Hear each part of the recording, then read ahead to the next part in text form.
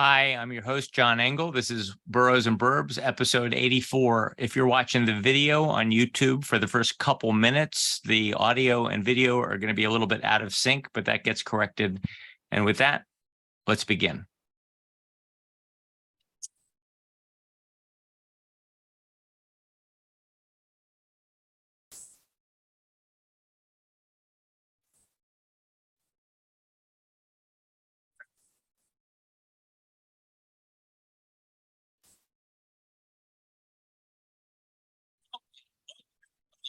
Burbs number 84. I'm John Engel of Douglas Elliman in Connecticut, and I'm Roberto Cabrera on the Upper West Side of Manhattan, and I work for Brown Harris Stevens. world headquarters for Boroughs and Burbs on West 78th Street. Thank you, Roberto. I want to thank our sponsor, nonprofit Grace Farms, right here in New Canaan. Folks at Grace Farms are passionate about making the world a better place. One of the ways they're doing that is they've launched Design for Freedom, an initiative to end forced labor in the materials that go into our homes, our offices, and public spaces. So we asked them, how can we help?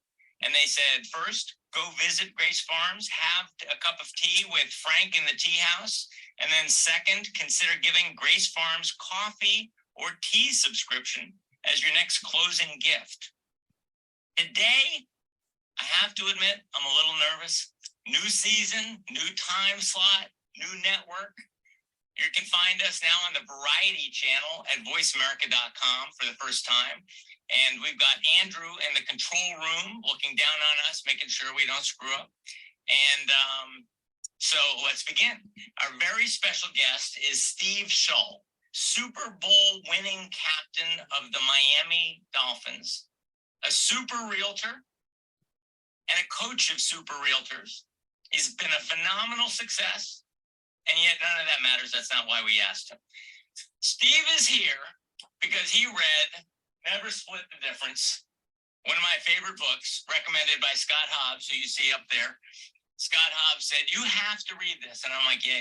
No, you have to read this. And when I did, I was blown away. Groundbreaking book.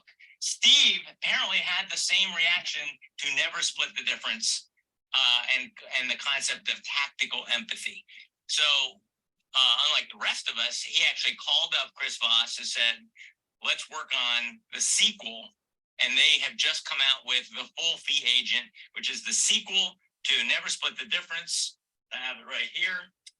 It's my new favorite book. It is groundbreaking. And with that, Steve, welcome. Why don't you give our listeners an overview of the new book? As you mentioned, well, first of all, thank you. My voice is a little rough today, so I apologize for that. Like you, one of my clients gave me the book Never Split the Difference. They were at a book signing in Malibu, and Chris was there. And one Saturday afternoon, 7 odd years ago, I started reading the book. And somewhere, as I was reading, it dawned on me that I'd gotten everything totally wrong as a real estate coach. For 25 years, I was the guy trying to take emotion out of everything and boil it down to fact, logic, and reason. And in reading the book, I had the big aha that you cannot overcome emotion with fact, logic, and reason. And what drew me into the book was the title, Never Split the Difference. All of you know in real estate, that's what every agent does. In every negotiation, everyone just splits the difference. And so I reached out to Chris. I spoke to his son, Brandon, first. We had a great conversation. Then we got Chris online. I said, Chris, everything that's in that book applies 100% to real estate. And we started working together. We started putting on some negotiation seminars, and then ultimately led to writing the book together, which came out at the end of last year. It is a great book. Now, I want to just give a little bit of background. You were, when you say you threw out the playbook, when you began your real estate career, you did 53 sales in your first year. You were not an ordinary agent. You were a guy who put together a game plan, just like you would do for the Miami Dolphins, and you executed on that. And one of the things they told you to do in those days was knock on a lot of doors. The amount of business you do is directly dependent on how many doors you knock on and how many cold calls you make. Does that work? When I got in the business, and this is 1991, so this is going way back. And Not a good time. no, the worst real estate market you could imagine. A multiple offer back then, that was buyers writing offers on multiple properties to see which one they get the best deal on. And if you got a listing sold in 90 days, that was a miracle. We were taking, 1-year listings, 2-year listings. Top agents were carrying anywhere between 100 and 300 listings. It was a completely different market. Anyway, I started out going to some real estate seminars, and I was given 4 options in terms of doing business: cold call, door knock, expired listings, for sale by owners. And I was not going to cold call. For sale by owners, that didn't appeal to me in any way either. And so by default, I started knocking on doors. I started with 25 doors a day and worked up to 200 doors a day. It take about 4 hours to do that. And then I called every expired every day. So I was prospecting 4 to 5 hours a day, and it started out slow. 9 months into it, I had 40 listings and 0 escrows.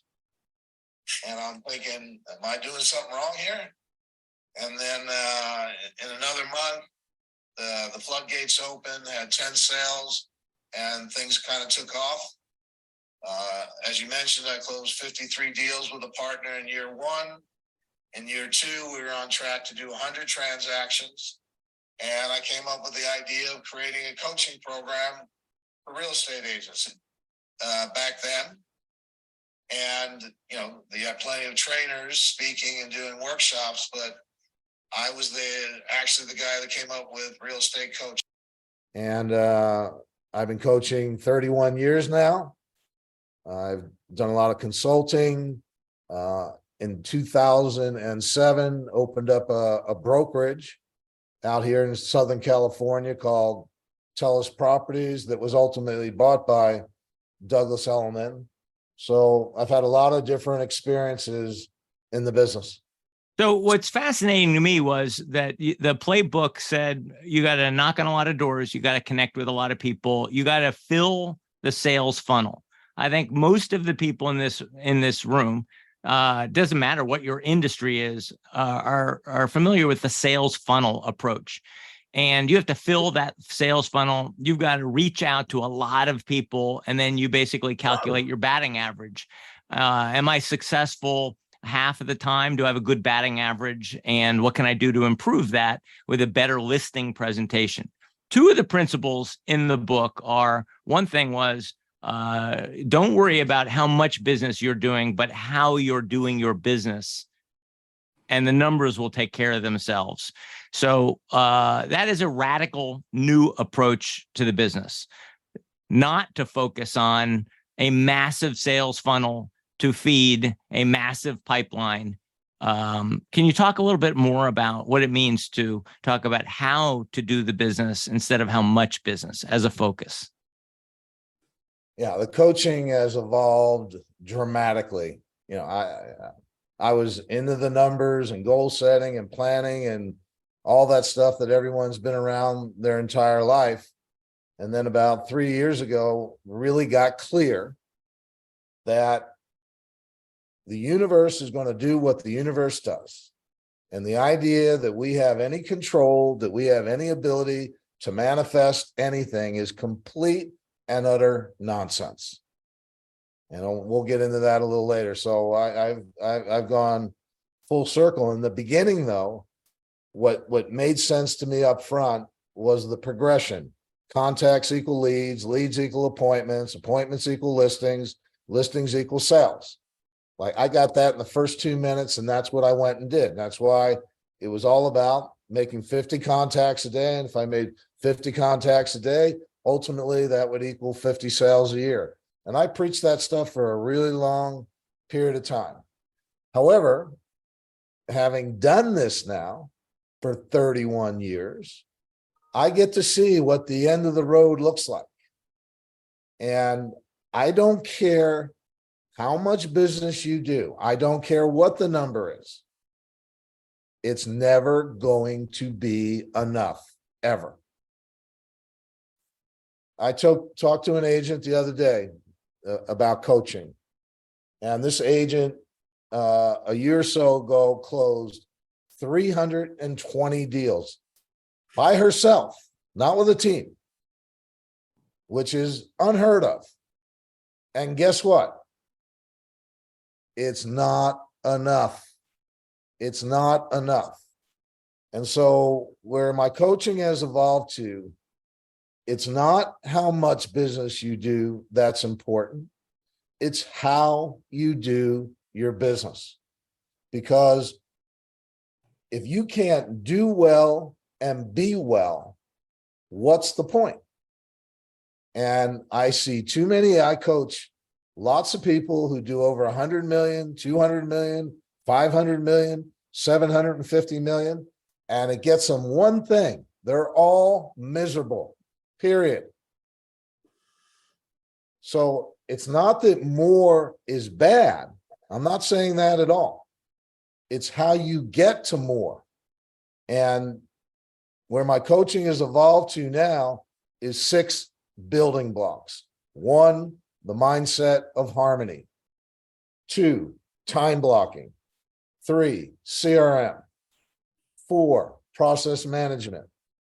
5, tactical empathy, and that's the work that I do with Chris Foss. Tactical empathy is the skill of making people feel understood. And then building block 6 is know your numbers. And if you work on those 6 things, I look at each of those as a guardrail to keep you on the path of moving forward in a constructive, positive way. So let me ask you, the even throughout the transition you've had, have you evolved in how you're coaching?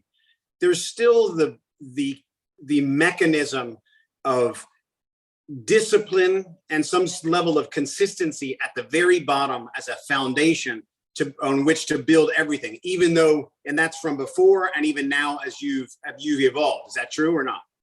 Yeah, one of the things I say, and I've said it for a long time and I still say it, is the thing you get paid most for in real estate is consistency, by far. And it's not creativity, it's not being smart, it's being consistent. I've just written a new book that'll be out later this year, and the title is Real Estate is Not Rocket Science. Because guess what? It's not. This is a very simple business. And what complicates it is fear. That's what complicates everything. And this is why what most agents are doing every day is they're chasing a deal. All they can see, their whole time horizon, is the next deal. And somehow everyone has it in their mind that if I can do one more deal, just think, how many times have you said that to yourself as a real estate agent? If I can just do one more deal, if I can just do one more deal, then everything will be okay. Newsflash. If you think one more deal is going to make you okay, you are never going to be okay. Well, it depends upon the size of the deal. Hold on. I'm not, Just saying. no, a deal can give you temporary relief, no doubt about it. And a big deal can buy some relief. However, at some point, that feeling is going to fade. No one deal is going to, last you your entire career. So at some point, the feeling's going to fade and you're going to be right back in to that scarcity mindset. And you're back, chasing, convincing, closing. And this is why, the tactical empathy, the book we wrote with Chris, is just completely different. It's not about convincing. It's not about getting anybody to do business with you. It's about finding out, do they want to do business with you? And then secondly, do I want to do business with them? And sorry to break the news to everyone. All of you, anyone listening, anyone in real estate, all of you think that you're winning and losing business based on your listing presentation and to a lesser degree, your commission. Not true, completely false, 80% or more of the time. When you get that phone call that you all covet, we're thinking about selling our home and we'd like you to come out and meet with us and, give us a presentation. Every agent wants that call. What you don't know is by the time you get that call, they've already made their mind up. They already know who they're working with, or they're leaning strongly in a direction. And just think, how many times have you gone out on a listing presentation and you were obviously the best choice? You gave a great presentation. They were very interested. And then you get that phone call. Gosh, we really appreciated everything that you shared with us. You did a masterful job. However, we've decided to go in a different direction.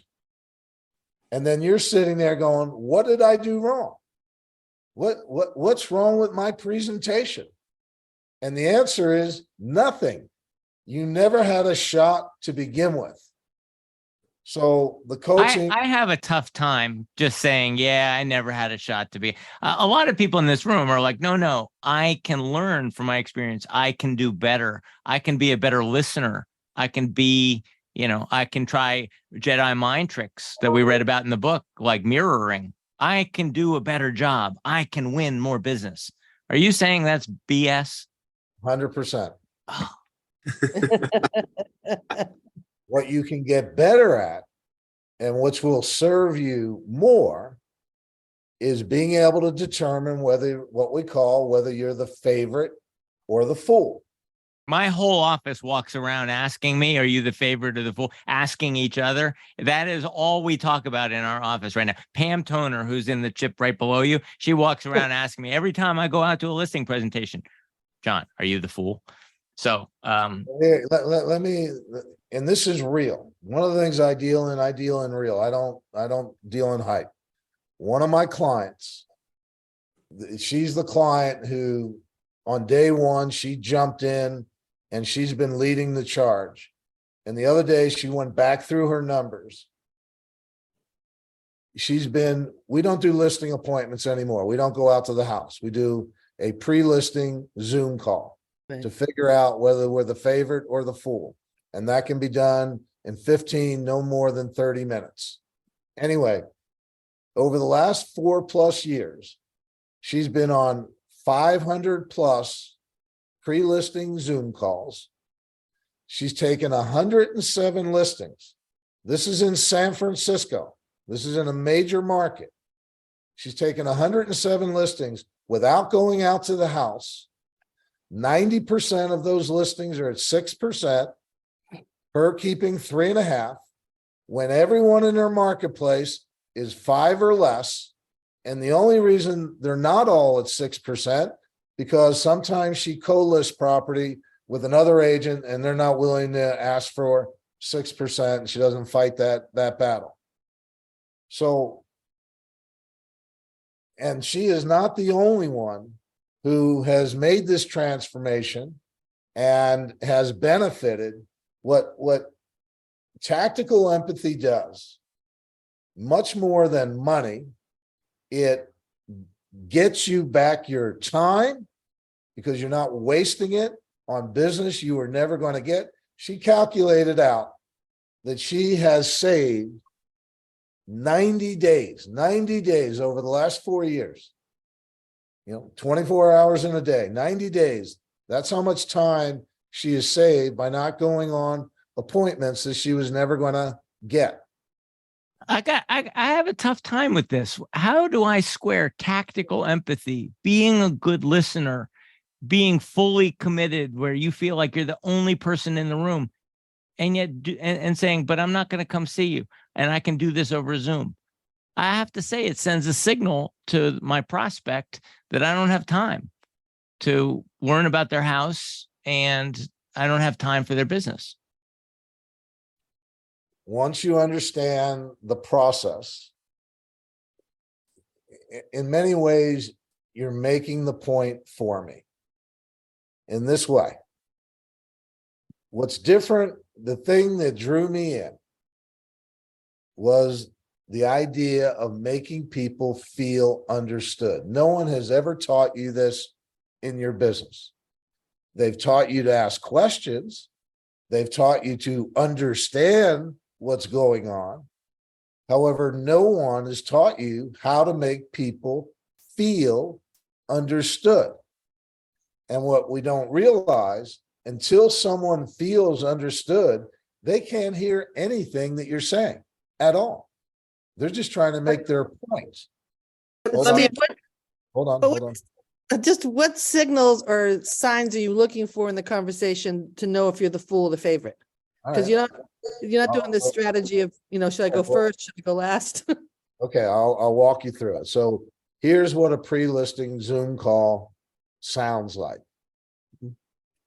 You're going to get on that call and you're going to say, if you don't mind, one of the things, part of this methodology, we always ask things, what are called no-oriented questions. All right. If you don't mind, would it be impossible for you to share what's going on? Now we're going to get clue number one. Do they open up and tell us what's going on in the situation? Do they freely share? This is what we're thinking. This is why we're thinking this. This is what we're planning on doing. Or are they guarded? That's clue number one.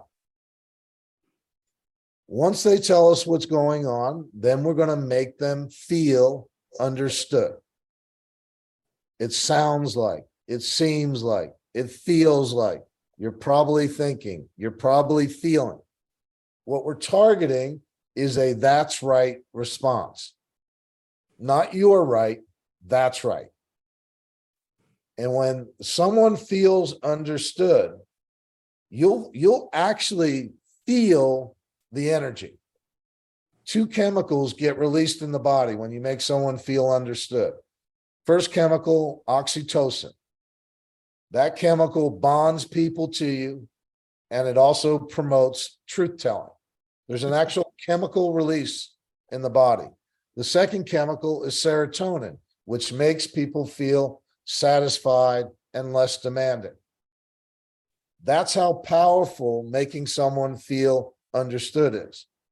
From there, we're going to go to what we call proof of life. And this comes from the hostage negotiation world. And proof of life is simply, I'm curious, of all the real estate agents you've called, why me? And then you don't say another word. And you listen to the answer. The answer they're giving you is their perceived value of you. So if you get an answer, well, our neighbor highly recommended you. You did a great job over there. They raved. They said, we've got to talk to you. We went on your website. We love, everything we saw on the website. We looked up your online reviews. And we love the review that Sally Smith, when she called you this, that, or the other thing. What you're looking for is a robust response. Okay. Versus, I'm curious, why did you call me? Right. Well, we were driving around the neighborhood and we saw your sign, or we got a postcard in the mail, or we threw a dart at the dartboard and we came up on your name. So how they answer the question, why me, is a big indicator. Okay. Some other indicators. Do I fit the profile of what they're looking for? Remember, past behavior is the best indicator of future behavior. So what have they done in the past in terms of working with a real estate agent? Did they work with someone they know, or did they work with a top agent? How have they made choices in the past? Do I fit the profile? One of the clues, are they calling you or are they calling agents? There's a difference. Once you start listening, are they actually calling you or are they calling several different agents? Is the conversation collaborative? Is it back and forth? You've all been on, appointments where all they want to do is ask questions. All they want to do is gather information. That's a pretty good sign that you're the fool in the game. Can you make an emotional connection? Can you get the that's right responses? And then ultimately on the pre-listing call, one, you're going to bring up commission right up front. I'd like to get something out on the table that might be a potential sticking point. What's that? My fee. What's your fee? I'm a full service, full fee agent. I charge 6%. Now, depending on the market that you're in, most of the agents are able to say, I keep 3.5% and pay the agent representing the buyer 2.5%. If you have to go 3 and 3 based on your market, 3 and 3. But right up front, you're telling them my commission might be a sticking point. And they're going to go, well, that's higher than everyone else. And you're going to say, most agents do charge less. Well, is there any flexibility in your fee? 6% is my standard. It's the fee I charge everyone. And depending on how bold you are, you can throw in, including my mother. Well, I don't know. It's still high. Well, it sounds like my fee might be a deal breaker for you. And now we're going to get to the truth. And here's the big revelation. I guarantee, I know, no one has written more commission dialogues than me in 31 years. 6% is my thing. And what Chris taught me, and this is mind-boggling, when you're the favorite, they're going to pay you your fee, period. When you're the favorite, they're going to pay you your fee. They may push back once. They may push back twice. They're going to pay you your fee. When you're the fool in the game, doesn't make a difference what your fee is. Now, caveat, 20% of the time or less, I might be able to talk someone into doing business with me. John, getting back to your thing, I'm gonna get them. I'm gonna blow them away with all my knowledge and all the things I do. The way we coach, we're walking away from that 20%. We're conceding. We're not going after that business, because when you convince someone to work with you, now they have a very different level of expectation, because you got them to change their mind. Now they expect a lot more. And so it creates a very different dynamic. And I've had to do what? I had to compromise my fee to get the business. So on some level, I'm a little resentful that I'm not getting my full fee. And so commission, getting a full fee really comes down to whether you're the favorite or the fool. And this is the concept. You either buy into it or you don't. I'm not, you all of you have to make up your mind. I bought in hook, line, and sinker. The clients I'm working with are having unbelievable success in terms of working with this. They're no longer chasing after business they're never going to get, and they're getting paid what they're worth. So let me ask you something. Before, when your philosophy prior was essentially facts, logic, and reason, and you could convince somebody, right? There's still a component of that now. But what would you say is the balance of that? Because it seems like there is facts, logic, and reason in presenting something, yet the tactical empathy kind of becomes, it's like that's the cake, and then the tactical empathy becomes the icing on the cake of how you. So I'm just wondering, how have you changed that balance in your approach? Like, how much of it is tactical empathy? And I buy into that, but I'm just curious. Wait, all questions are game, man. This is a quantum leap in terms of, every single agent has been programmed and brainwashed in the same way. All of you. You've been programmed that this is a beauty pageant. Your job is to go out and win the beauty pageant. And every force imaginable is trying to turn you into a commodity. It's happening all over the place. That's not your fault. You didn't create the system, and nobody ever told you otherwise. So people have gotten really, really good at working the system the way it is. We're saying we don't play that game at all. So getting back to your question, one of the concept that Chris teaches that I love is when you're explaining, you're losing.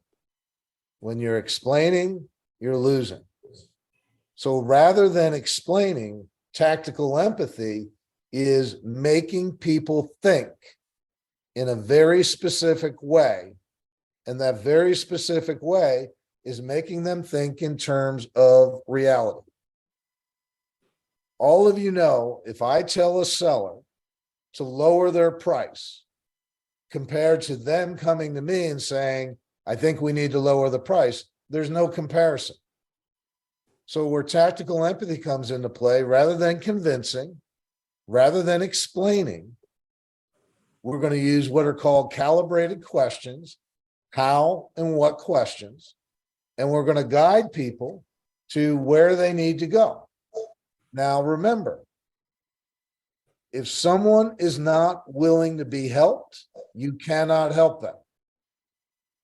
If I insist that my $1 million home is $2 million, and I believe it 100%, I cannot help that client. I can only help the client who's willing to think about what's going on. We had a situation the other day. It was in San Francisco. The property had been on the market for 10 days. It was going into the third weekend. And the agent felt the property was high from the beginning. They had activity, however, no offers. And she felt that it would be in the seller's best interest to lower the price before the third weekend of open houses. She felt if we went past that, she was going to lose momentum. She also knew that there's no way the seller wanted to lower the price because he had expressed it. He had all his rationale. And so she decided, all right, I'm just going to plant the seed. I'm not going for the price reduction. I just want to plant the seed of the price reduction. And she started having a conversation. I know you're not going to do this. I know you think it's way too early.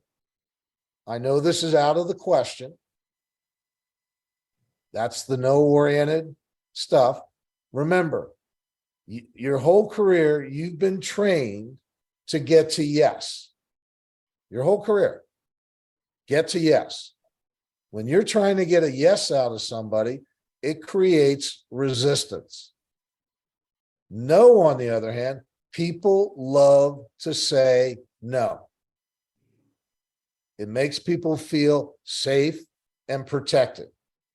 And if you want to try this out, an experiment that all of you can do for the next month, rather than saying, is now a good time to talk, always say, is now a bad time to talk. You'll see a dramatic change in response. Is now a bad time to talk? No, it's fine. So anyway, so she started off the conversation by saying what? There's no way you're even going to consider this. No way. That's how she started it off.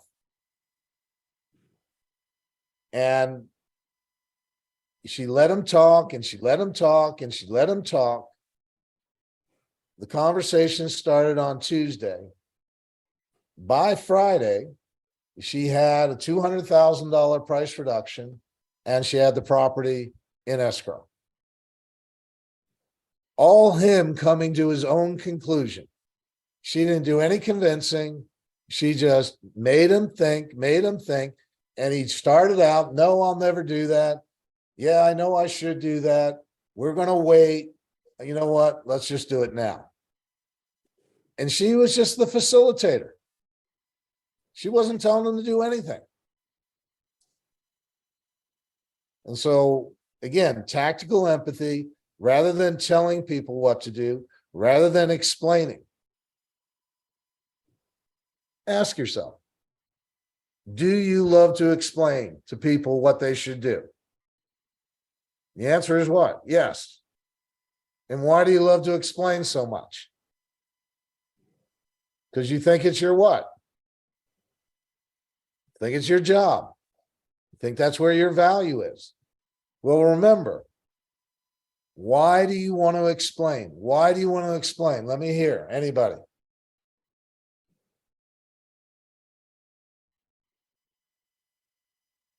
Because you're in control. Shows how smart you are.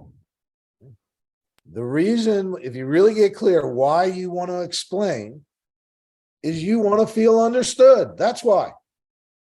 You want your clients to understand you. That's why you're explaining. That's why you're convincing. That's why you're telling. Well, guess what? They want to be understood. And it is about them. It is not about you. Not even a little bit. Not I mean, even. I feel like, hey, don't we have to get to know each other? Don't we have to form a bond? Don't they have to understand what kind of an agent I am? What kind of how do I think? The quality of my thinking. It's all BS. They've already made their mind up. Again, by the time you got there, they've already either picked you or they're leaning strongly in a direction. And one of the big truth serums that we use on that pre-listing call, and you want to get it in as early as you can without rushing it, is at the risk of not wanting to be presumptuous, would I be wrong to assume that we're going to be working together? And there's only two ways to answer that question. Yes, we're going to be working together, and every other answer. And if you don't get a yes, then that means what? The fool. In the game. You're the fool in the game. And now you got to exit gracefully. I want to remember this. Hold on. Remember this. If you're the favorite, they have no reason to withhold that information from you. They have no reason to make you sweat. So whether you think you're the favorite or whether you think you're the fool, when you go, at the risk of not wanting to be presumptuous, would I be wrong to assume that we're going to be working together? There, you get right to the truth. And again, all of you, yeah, but I didn't tell them what I do. I didn't show them my value. We're not talking price. We're not talking home preparation. We're not talking marketing. We're not talking any of those things because it doesn't make a difference. They either want to work with you or they don't want to work with you. And if they want to work with you based on your price, then no, thank you. Can I we want to go get back? back. Can we just go back for a second to the conversation of when you said, I know you're never going to do this, and you're essentially, you're planting the seed for a price reduction. You're never going to do this, but what's the rest of that? Exactly. You probably think it's way too early. You probably think it's premature. You're probably wanting to go through the weekend and see if we get any response. So again, we're just planting the seeds and letting them percolate. You know, you telling someone they need to lower the price goes nowhere. Them coming to you and saying, you know what, I think we need to lower the price. But what about facts, logic, and reason in that sense? Listen, we've had 40 people through the door. You know, we've had no offers. Showings are slowing down. That's facts, logic, and reason. That's going to get someone there. What does that tell you? When you hear that, you know, I'm talking to the seller. You know, when you look at that information, how do you interpret it? What comes up for you? So if we're giving them information, then what we want to know is how they perceive that information. Right? We're not trying to one of the things is taking this idea that I never want to convince anyone of anything. And when you make that your standard, that you never want to convince anyone of anything, it changes your game. It changes the game dramatically. Because again, in this paradigm that we're coaching to, I'm not trying to get the business. What I want to do is find out, do they want to work with me or not? And then, do I want to work with them? So whether it's a yes or a no, it doesn't make any difference. It doesn't make any difference. And getting back to the earlier point, if I'm doing business in a certain way, then I'm okay. I'm okay. I know if I keep showing up and I keep doing business in a certain way. I watched an interview with a young track star. His name was Noah Lyles, Noah Lyles. And at the time, he was the world champion in the 200 meters track and field. And he was talking about a conversation he had with his coach. And his coach was explaining, world records don't get broken when you're ready. World records get broken when the day is ready. And what he meant by that, I, the athlete, may be 100% prepared. However, if the temperature isn't right, if the wind isn't right, if the crowd isn't right, if the track condition isn't right, if the lane placement isn't right, all these things that I have no control over, if they don't line up in the right way, guess what? I'm not breaking a world record. Real estate is no different. Every single sale is a miracle. It's an absolute miracle. The fact that you can go through this process and people actually get to the finish line, it's a miracle. And so what we're coaching to, I need to be ready every day. I need to be ready when the client's ready, when the day is ready. I don't dictate. When a buyer buys. You know, I see all these trainings, how to get the buyer off the fence. That's complete and utter nonsense. No buyer is consulting with you about what you think. And okay, you think I should buy? All right, yeah, I'm going to buy. It doesn't work that way. You can't get buyers to buy. You can't get sellers to sell. They decide when they want to buy. They decide when they want to sell. Now, you can facilitate the decision-making process. You can't make anybody do anything. There's 8 billion people on planet Earth. Why in the world is the universe going to do what you want? Why in the world is the universe going to do what you want? Your entire life, you've been brainwashed with this nonsense. If you want something good to happen, you have to make it happen. Now you guys are going to throw me off the air here. Napoleon Hill. Napoleon Hill. Think and Grow Rich. What the mind can conceive and believe it can achieve. What utter nonsense. Okay? That's magical thinking at its best. Oh, I'm going to sit here and I just need to conceive and I need to believe. And if I hold that thought and I keep at it, then I can manifest whatever I want in this world. Really? How's that working out for you? How's that working out for you? Look at your life. Look at your life, your entire life. You've wanted things to happen. Your entire life. You've had goals, you've had wishes, you've had desires, you've had dreams. Your entire life, you're trying to make something happen. How often does it happen? And when it happens, guess what? It has nothing to do with you. There will be times when the universe lines up the way you want it to. It's not about you. Be very clear. Whatever is happening is the result of natural forces interacting for 13.8 billion years. All right, I want to get to two other concepts you mentioned: fear and compromise. All right. You told the story. I've listened to all of your interviews for the last 2 years, and there's a great nugget where one of your clients called you up and said, "I've got this $40 million or $70 million listing. We've got an offer, and now my client has said, I want you to reduce your commission. I want you to reduce it from 5 to take 4%. What do I do?" What did you tell her? She was afraid of losing the deal, and she thought she had to do it to make the deal happen. Well, and we're it's- all afraid all the time of letting the deal slip through our fingers, and that we have to give a little to make it happen. All right. So this is, I get a call 11 o'clock at night, which I never do.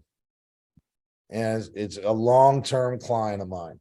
We've been coaching for 20 plus years. And she goes, "I need your help." I go, "What's going on?" She had double-ended a $70 million listing. Do the math. It's a pretty nice paycheck. Right?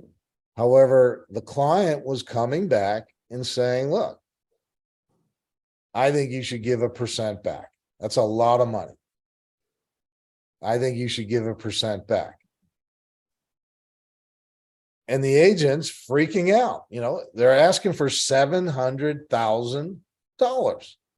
Yeah, it's a big paycheck, but that's a big ask. And so I say to her, this is what you do. You get the seller on the phone. You say, "Look,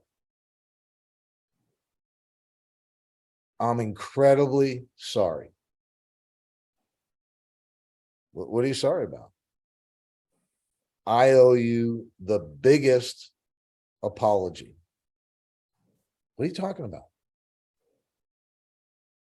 Obviously, I did a horrific job in getting your home sold. What do you mean? You did a fantastic job. Well, obviously, I didn't, because you're asking for a percentage point back. I can only assume that's punishment for the awful job that I did. Seller said, "Fine." End of story. That is a true story. Now, there's no way that agent would have ever done that in a million years. No way. She was sitting there in an absolute panic, because in her mind, what was going to happen? She was convinced she's going to have to give up 700 grand. And what agent wouldn't give that up to make, $1.5 million? So anyway, that is a true story. So what happens in a situation? Let's just say the seller says, "Look, with all due respect, you're going to make a lot of money. And yes, it's $70 million, but that's because I'm buying something that's $70 million. I could be buying something that's $30 million. It's not, there's no difference. You're still getting paid a lot of money. And I think, and it's the same amount of work. And I love the job you've done, but it's a lot of money. And I think that, you should get, I just think that you should conceive a percent just out of fairness, and it just makes sense. Yeah, because I didn't get what I wanted on my $70 million listing. I've already compromised. Sure. I had it on for 75. So it sounds like you think I'm being incredibly greedy. A little bit. Just saying. So it sounds like you feel like you are overpaying me for the work that I did. No, what I'm saying is that if it was a $30 million listing, you'd make half the money and it would be the same amount of work.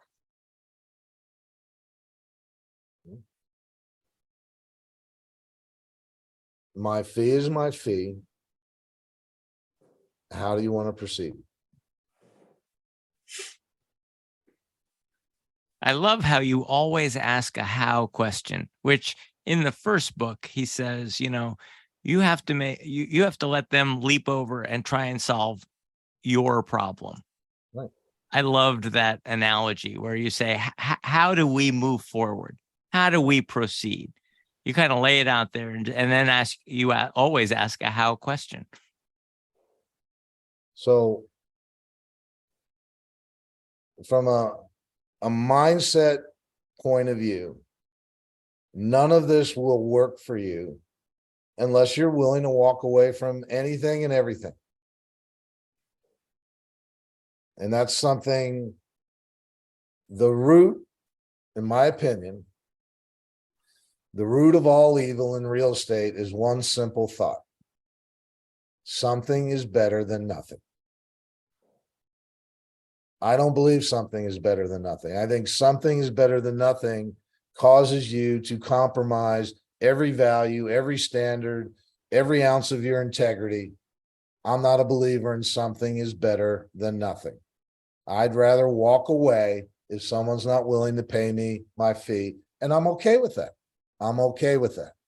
Again, it goes back to how I do business is more important than how much. Now, I'm not telling you, I'm not, first of all, I'm not telling you what to do with your money. It's your money. I'm not telling you what you should do with it. It's yours. I am sharing with you, if you want to get paid what you're worth, this is how you can do it. This is how you can do it. So it's your money. You decide what you want to do with it. What's your response on compromise in the middle of the deal? Roberto is at 1 million, and I've been asking $1.2 million, and he says to me, well, let's see if I can get my client up 100 and you can get your client down 100, and let's see if we can split the difference. Is splitting the difference always a bad idea? And how do you respond when you don't want to, when you're done? Well, is wearing a brown shoe and a black shoe always a bad idea at the same time? Yes. Yeah. I just had this situation this morning.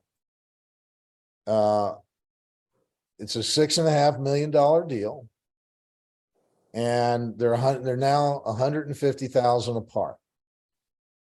And the buyer is uber wealthy and the seller is uber wealthy. So it's not about money. And the agent was anticipating. We're under a minute, guys. Just say we're under a minute. Okay. She was anticipating she was going to get a call from the other agent saying, why don't we just each chip in a point? And I said, that's ridiculous. They don't need your $60,000. They don't need your money. And here you're the poorest person in the room, and here you are offering up your money. Don't give your money away. Compromise is never equal. Anyway, I appreciate the opportunity. Steve, thank you so much for being here. It's really, I mean, we've never been so quiet and just listened in an hour. That's incredible. We can continue the conversation. We're going to lose the live audience on Voice America, but I mean, if you'll stick around for a few minutes, I'd love to continue talking with you. I still have more questions. All right, I can do that. I can do that. So thank you, Roberto, my co-host in New York. Thank you, Steve Shull. This was an amazing hour. We've never been so quiet. Thank you to my sponsor, Grace Farms, for helping to make the world a better place. And we'll see you all next week on Voice America Variety Channel, Thursdays at 3:00 Eastern. Thank you, everybody. Well, All clear. Great job today, everyone. Fantastic show. Okay, You take thanks, care. Voice Have America. a great week. Take care. Thanks. Yeah, so I'm still on this, I guess, this compromise question. And because as you pointed out, it happens every day of my life. Well, why don't we just meet in the middle? Why don't we just meet the middle? And even the notion of my 6% fee, well, we should split it equally. And why should somebody earn more than the other? I mean, it's deep within us to meet in the middle. Right. And again, the reason, having done this for 31 years and seeing where everyone ends up, it's not in a good place. It's not in a good place. And the thing that should scare the heck out of every real estate agent is the idea that you're going to be in this business, because this is a 30+ year career. That's what real estate is. It's 30+ years.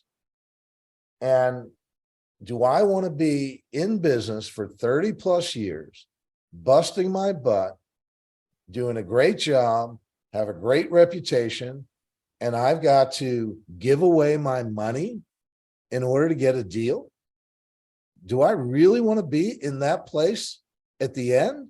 No, I want to be at a place where I have standards. If you look at most agents, what they're doing, and again, you can hate me for this. First of all, I don't believe you can call yourself a top agent if you're not charging a full fee. I don't believe that at all. If Tom Brady is behind by 7 in a game, he can't go out and buy a touchdown. He's got to go out and do something. The idea that I'm going to give my money away, to put a deal together, there's no skill involved in that. And more importantly, I know how hard real estate agents work. I've been one, married to one, had a company. I've been around realtors for forever. And you bust your butt. Nobody understands what you do. No one appreciates what you do. They all think you're overpaid. They all think they can do your job better than you. They're just not inclined, or they, don't have the time. And so if you don't stand up for your paycheck, who will? Who will? And there's something that I call the adjustment standard. We adjust to the standards we set in life. 6% is a standard. And when you make 6% your standard, it simplifies everything. Because I don't have to stress over anything. That's my fee. They want to pay it or they don't.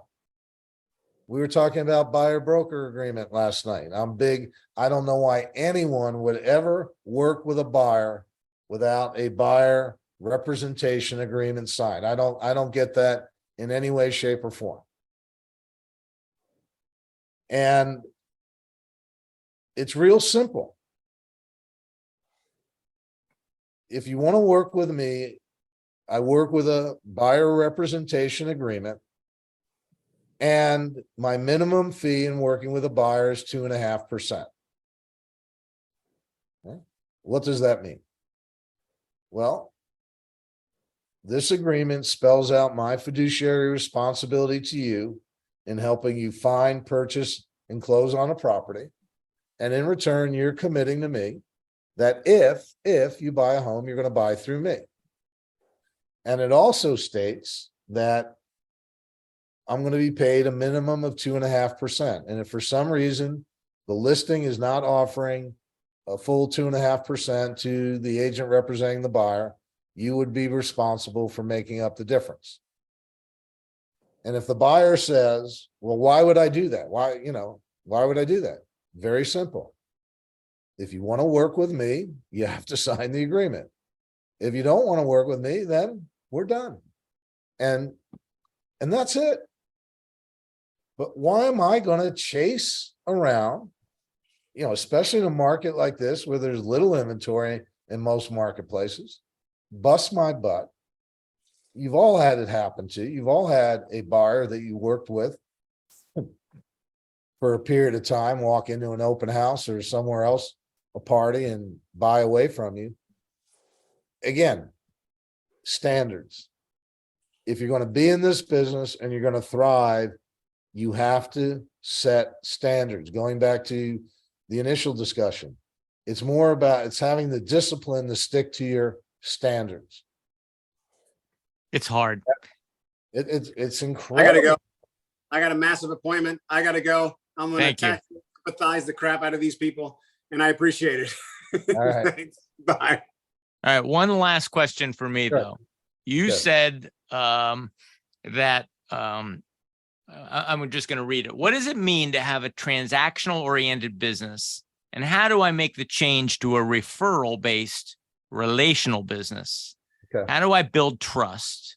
And what is the role of transactional empathy in relationship selling? And all that means is that in your book, you say, stop worrying about how much business you do and start thinking about how you do business, and the numbers will take care of themselves. Most of your business will come through people who trust you and refer you to other. We all know that in the real estate business, that most of our business comes from referrals and people who appreciate our value. So how do I, if I'm still afraid of just basically getting away from a fill the funnel approach and move to a relational business, help me understand how to do that, how to fill up my relational funnel, build trust. So I would tell you, go back over the last 5 years, if you can, and figure out exactly how much of your business was a repeat and referral.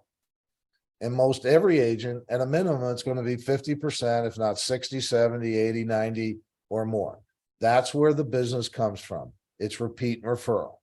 However, most agents have a fascination of chasing after new people, and they do very little to cultivate the relationships and the people that they know.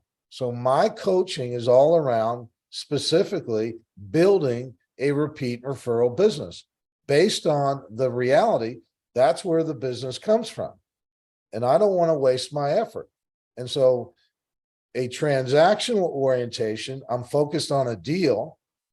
A relational orientation, I'm focused on cultivating relationship over time. I understand CRM. It's not a dumping ground. The only people that go in my CRM are the people I'm committed to being in a relationship with.